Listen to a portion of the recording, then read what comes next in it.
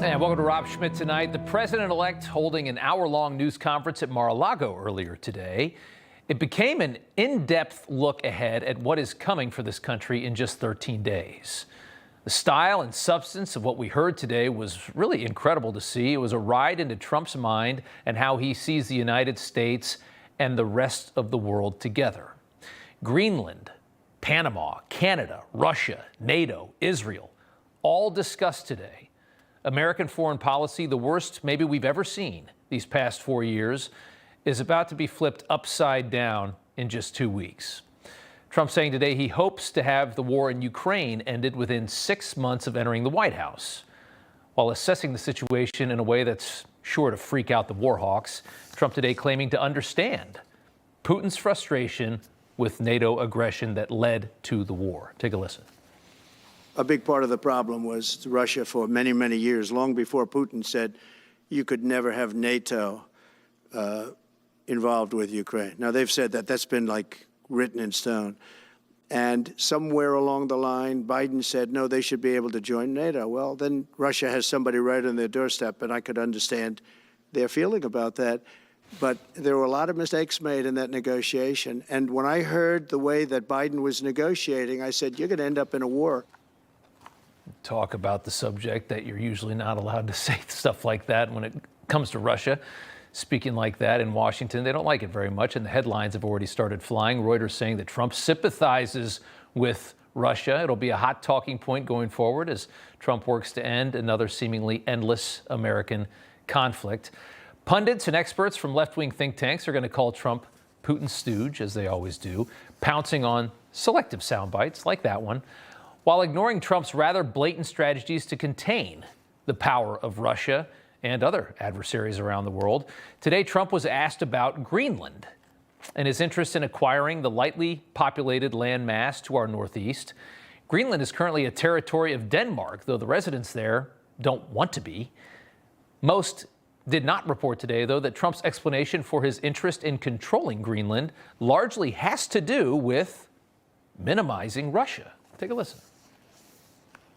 People really don't even know if Denmark has any legal right to it. But if they do, they should give it up because we need it for national security. That's for the free world. I'm talking about protecting the free world. You look at, you don't even need binoculars. You look outside, you have China ships all over the place. You have Russian ships all over the place. We're not letting that happen. We're not letting that happen.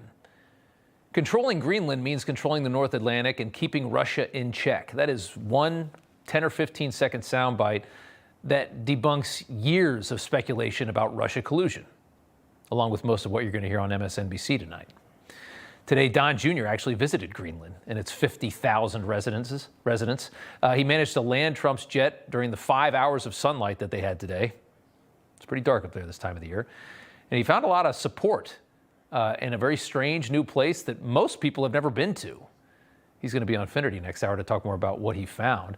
But also today, the Panama Canal was discussed in this wide-ranging news conference in Mar-a-Lago. Trump refusing to rule out possible military force to commandeer this canal that we built out of the hands of China, which now controls ports at both ends of the canal. Can you assure the world that as you try to get control of these areas, you are not going to use military or economic coercion? No, I can't assure you on either of those two. But I can say this, we need them for economic security. The Panama Canal was built for our military. Look, the Panama Canal is vital to our country. It's being operated by China. And we gave the Panama Canal to Panama. We didn't give it to China. And they've abused it.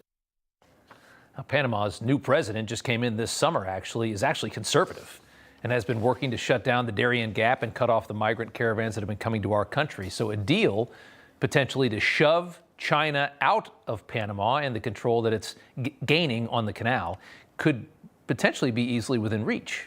We're going to have to wait and see what happens here in a couple weeks. And then there's Canada.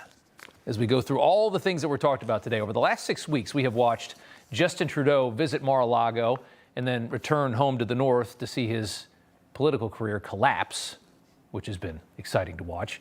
Trump today revealing details about that big dinner, which was much more contentious, it seems, than its now famous picture would allude to.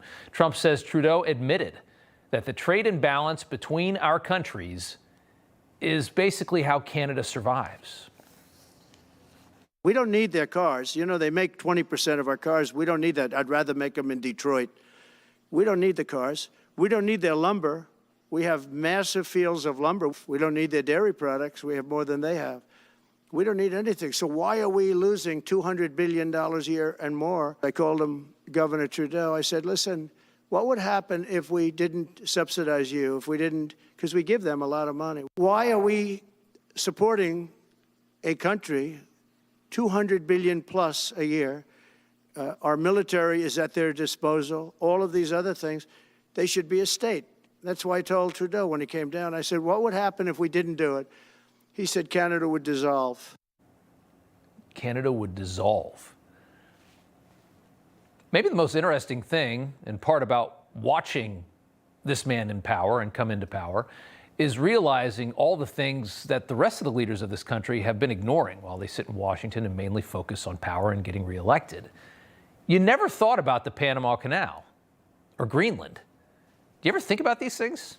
You never knew most of the world sells us endless supplies of their own goods while refusing to buy the goods that we proudly make in America. You just never thought about it because nobody ever mentioned it, because nobody in Washington really ever cared. And you probably never realized NATO, this proud post-war Western alliance that they always gloat about, was really such a shaft to the United States that most of our so-called friends dramatically underfund defense because if war ever breaks out, those dumb Americans will fight and die and pay for it. These are the things that you just never thought about. That's why this is so interesting to watch. That's why he's such an interesting president. Trump today escalating his expectations for NATO members much higher than the 2% of GDP benchmark. Take a listen to this. It should be 5%. It should be 5%, not 2%. But at that point it was 2%, but many people didn't pay. Some people didn't pay anything. But many people were way, including Germany. Germany was at less than 1%.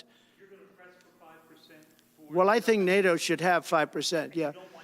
Well, you can't do it at 2%. I mean, at 2%, every country, if you're going to have a country in a regular military, you're at 4%. I think they should be, you know, they're in dangerous territory. I think it should be, they can all afford it, but they should be at 5%, not 2%. You know, everybody's reporting the same stories, the same spin. You turn the channel, it's always the same. But not us, we're different. We report the real news, no spin, just the facts. Turn to us, and you won't turn back. Tune in to Rob Schmitt Tonight on Newsmax.